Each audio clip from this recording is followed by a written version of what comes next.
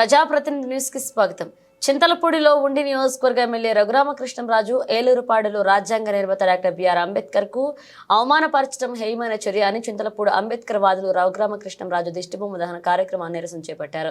అనంతరం పాత బస్టాండ్ వద్ద గల డాక్టర్ బిఆర్ అంబేద్కర్ విగ్రహానికి పాలాభిషేకం చేసి అనంతరం నినాదాలతో పోలీస్ స్టేషన్లో రఘురామకృష్ణంరాజుపై ఎస్సీ/ఎస్టీ అట్రాసిటీ కేసు ఫైల్ చేయాలని స్టేషన్ సబ్ ఇన్స్పెక్టర్ కు కంప్లైంట్ ఇవ్వడం జరిగింది. దళిత నాయకులు నాగేశ్వరరావు, కాకర్ల సత్యం, బుచ్చిబాబులు మాట్లాడుతూ రఘురామకృష్ణంరాజు రాజ్యాంగం ద్వారా సంక్రమించిన హక్కుచే ప్రజల చేత శాసనసభ్యునిగా ఎన్నుకోబడి ఆ రాజ్యాంగ నిర్మాతని అవమానించడం హేయమైన చర్య అని అన్నారు.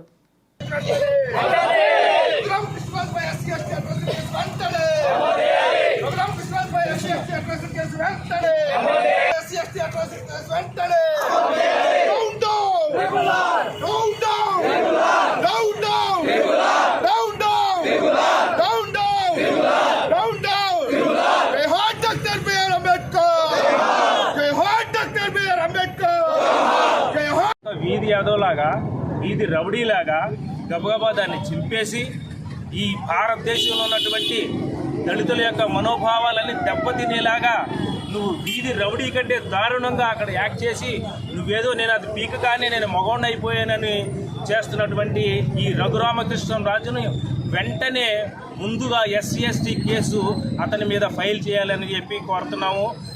మన యావత్తు ఆంధ్రప్రదేశ్ దళితులందరూ కూడా ఇది ఫస్ట్ డిమాండ్. తర్వాత ఆయన మతాలను రెచ్చగొట్టడం జరుగుతుంది. తర్వాత ఎస్సీ/ఎస్టీ సర్టిఫికెట్ల గురించి చెప్పడానికి వీడెవడండి? అవన్నీ కలెక్టర్లు, కోర్టులు, సమాజం వీళ్ళు నిర్ణయించుకుంటారు. రెవెన్యూ వారు డిసైడ్ చేసుకుంటారు.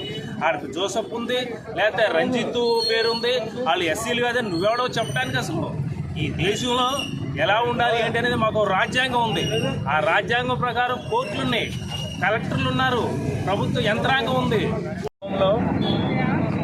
బాబాసాహెబ్ అంబేద్కర్ గారి ఫ్లెక్సీని ఉండి ఎమ్మెల్యే ఒక ఎమ్మెల్యేలా కాకుండా వీధి రౌడీలాగా, బజారు వెధవల్లాగా బాబాసాహెబ్ గారు ఈ దేశానికి రాజ్యాంగాన్ని ఇచ్చిన మహానుభావుడని కూడా కనీస జ్ఞానం లేకుండా ఆ ఫ్లెక్సీని చిరిగిపోయేలాగా గుంజ పీకేసి ఆ ఫ్లెక్సీని చింపడం జరిగింది.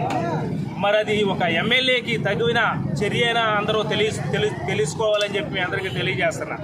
ఎందుకంటే బాబాసాహెబ్ అంబేద్కర్ గారు ఈ దేశానికి దిశ నిర్దేశం చేసినటువంటి మహానుభావుడు బాబాసాహెబ్ అంబేద్కర్ గారు.